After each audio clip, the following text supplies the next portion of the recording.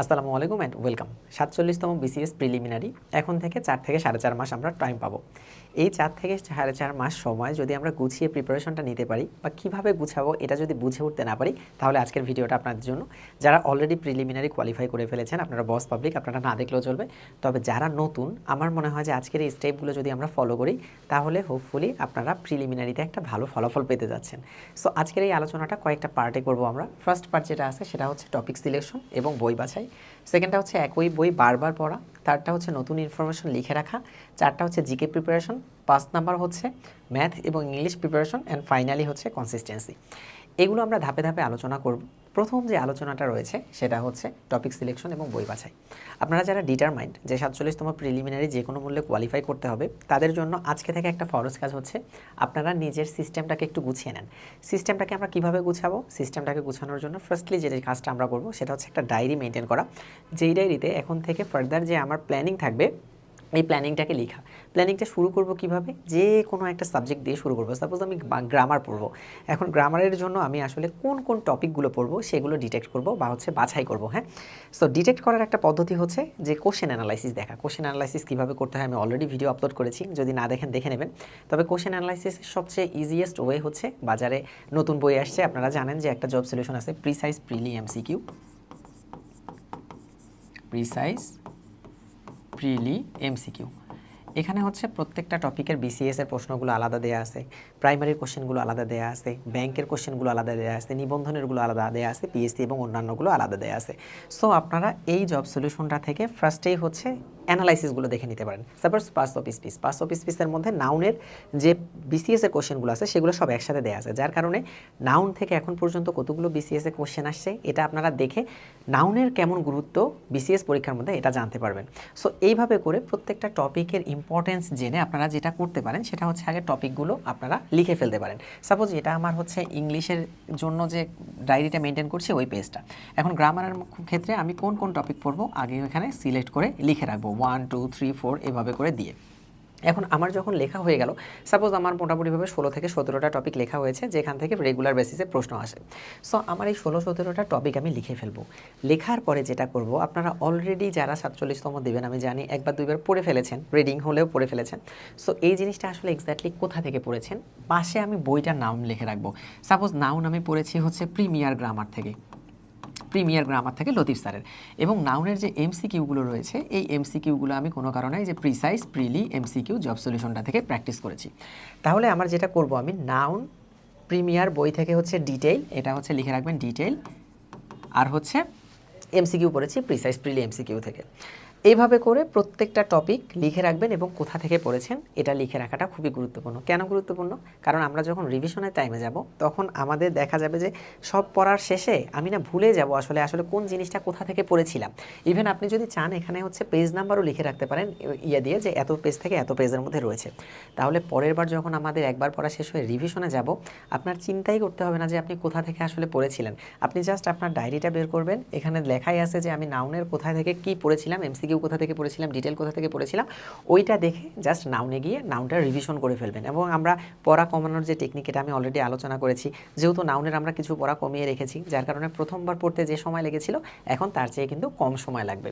So যার কারণে এরকম একটা ডায়েরি মেনটেন করতে হবে এবং যেখানে নাম থাকবে এবং এমসিকিউগুলো কোথা থেকে পড়েছি সেটাও লেখা থাকবে।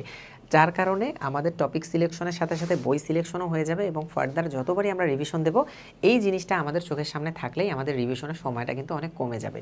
এটা হচ্ছে প্রথম কথা, যে টপিক সিলেকশন এবং বই বাছাই। দ্বিতীয় যে কথা হচ্ছে একই বই বারবার। আমি বারবার এই কথাটা বলি যে একটা বই 10 বার পড়া 10টা বই একবার পড়ার চেয়ে অনেক বেটার। মানে 10টা বই একবার পড়ার চেয়ে একটা বই 10 বার পড়া অনেক ইফেক্টিভ। কেন ইফেক্টিভ? কারণ আমাদের ব্রেন তো আসলে অনেকভাবে মনে রাখে। কিছু কিছু ক্ষেত্রে দেখা যায় যে বইয়ের পেজ ওয়াইজ আমাদের মাথার মধ্যে সেট হয়ে যাচ্ছে।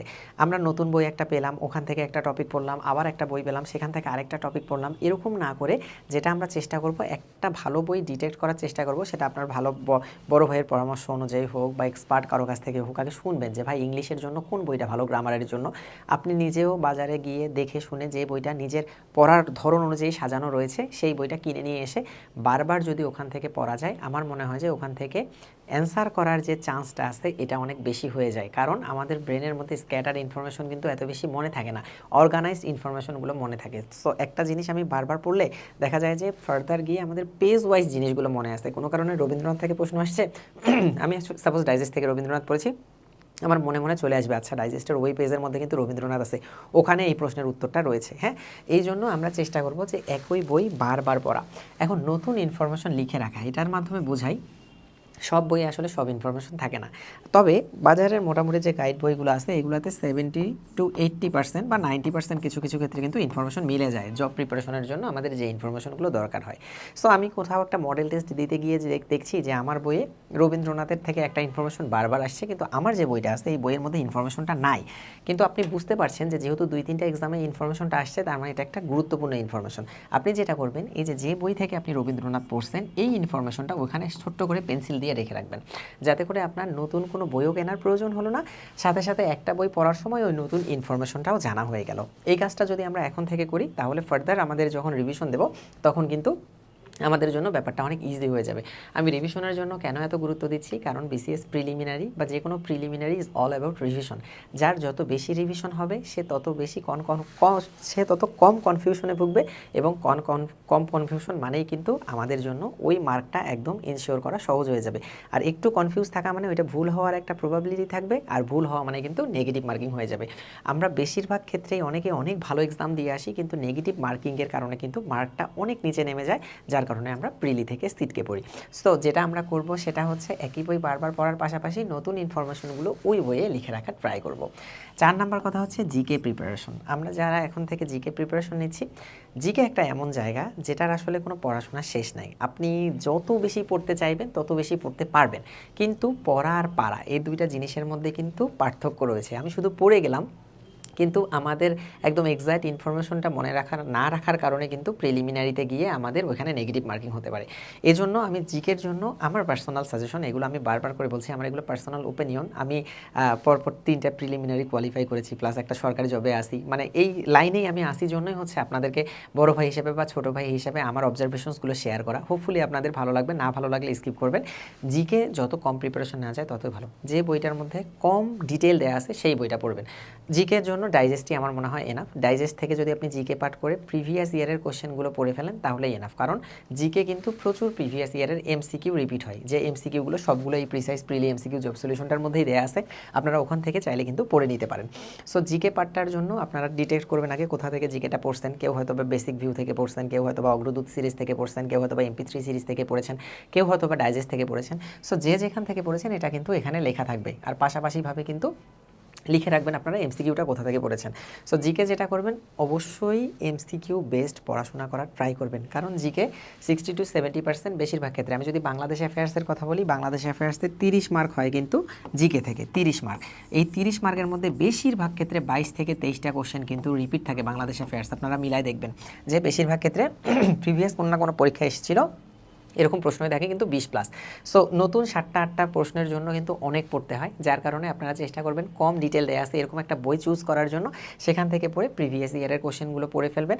হোপফুলি জিকে থেকে একটা ভালো প্রিপারেশন ডেভেলপ হবে। আর যত বেশি ডিটেল পড়বেন রিভিশনের সময় গিয়ে কিন্তু তত বেশি সময় লাগবে। আর ডিটেল কম পড়া মানে রিভিশন বারবার দিতে পারা এবং এমসিকিউগুলো বারবার পড়তে পারা। এই জন্য জিকে প্রিপারেশনটা এভাবে। ম্যাথ এবং ইংলিশ যে জায়গাটা আছে, এখন থেকে শুরু করে আপনি একদম পরীক্ষার আগ পর্যন্ত প্রতিদিন ম্যাথ এবং ইংলিশ আপনার পড়তেই হবে। আমাদের চাকরি পাওয়া না পাওয়া অনেকটাই ডিপেন্ড করে কিন্তু ম্যাথ এবং ইংলিশের মধ্যে। আমাদের বিসিএস প্রিলিমিনারিতেই কিন্তু ম্যাথ মেন্টাল এবিলিটি মিলে হচ্ছে 30 মার্ক, আর হচ্ছে ইংলিশে একাই 35 মার্ক। এই হচ্ছে টোটাল 65 মার্ক কিন্তু আমাদের এখানে বিলং করে। সাথে সাথে বাংলা ব্যাকরণের যদি আমরা ব্যাকরণ এবং গ্রামার মিলে যদি বাংলার 35 মার্ক অ্যাড করি, তাহলে দেখছেন যে 3টা মিলে একটা হিউজ নাম্বার কিন্তু এখান থেকে ক্যারি করা যায়। সো আমরা যারা ম্যাথে দুর্বল বা ইংলিশে দুর্বল, এখন থেকে প্রত্যেক দিন এই যে টপিক ধরে ধরে আপনারা হয়তো বা টার্গেট করতে পারেন যে আগামী 1 সপ্তাহে আমি বাংলাদেশ অ্যাফেয়ার্স শেষ করব, আগামী 5 দিনে বা 6 দিনে আমি ইন্টারন্যাশনাল অ্যাফেয়ার্স শেষ করব। কিন্তু এই টার্গেটের সাথেও সকালবেলা রেখে দেবেন যে আজকে সকালে আমি অনুপাত সমানুপাত করব, আর হচ্ছে ইংলিশের ক্ষেত্রে আমি হয়তো বা প্রোনাউন পড়বো বা হচ্ছে ভার্ব পড়বো। এরকম করে করে যদি প্রতিদিন ম্যাথ ইংলিশটা ভাগ করে নেওয়া যায়, সাথে সাথে করে একটা টার্গেট নিয়ে নিয়ে জিকেটা পড়া যায়, তাহলে কিন্তু খুব তাড়াতাড়ি সিলেক্টিভ ওয়েতে আমাদের সিলেবাসটা শেষ হয়ে যাবে এবং আমরা ফার্দার রিভিশনের জন্য টাইম পাবো। আর লাস্ট কথা হচ্ছে কনসিস্টেন্সি। আমরা সবাই জানি যে ফিটস অ্যান্ড স্টার্স পরিশ্রম করে আসলে খুব বেশি ইফেক্টিভ হয় না এই ক্ষেত্রে, কারণ প্রিপারেশন যখন আমরা নেব তখন সব কিছু বাদ দিয়ে প্রিপারেশনের দিকেই ফোকাস করতে হবে এবং এটা পরীক্ষার আগের দিক পর্যন্ত আপনারা যেই রুটিনটা কন্টিনিউ করছেন এই রুটিনটা একদম আজকে থেকে নিয়ে শুরু করে পরীক্ষার আগের দিন পর্যন্ত যদি একদম ভালোভাবে কনসিস্টেন্সি রাখা যায়, তাহলে আমার মনে হয় যে একটা ভালো ফলাফল আসবে 47তম প্রিলিমিনারিতে। কারণ যে নিজের জন্য কষ্ট করে আল্লাহ তাকে সাহায্য করে। সো নিজের জন্য কষ্ট করতে হবে, নিজের ফাঁকিবাজিতে নিজে পড়া যাবে না। কোনো ধরনের অজুহাত না দিয়ে একদম শার্প, একদম আপনার হচ্ছে লক্ষ্য থাকবে 47তম বিসিএস প্রিলিমিনারি, এইভাবে করে সাজিয়ে নেবেন, একটা একটা করে স্টেপ ফলো করে নিজের প্রিপারেশনটার মধ্যে কনসিস্টেন্সি রাখবেন, ইনশাল্লাহ প্রিলিমিনারি আপনি কোয়ালিফাই করে যাবেন। সবাই ভালো থাকবেন, সুস্থ থাকবেন, আবার নেক্সট ভিডিওতে দেখা হবে। টিল দেন টাটা, আসসালামু আলাইকুম।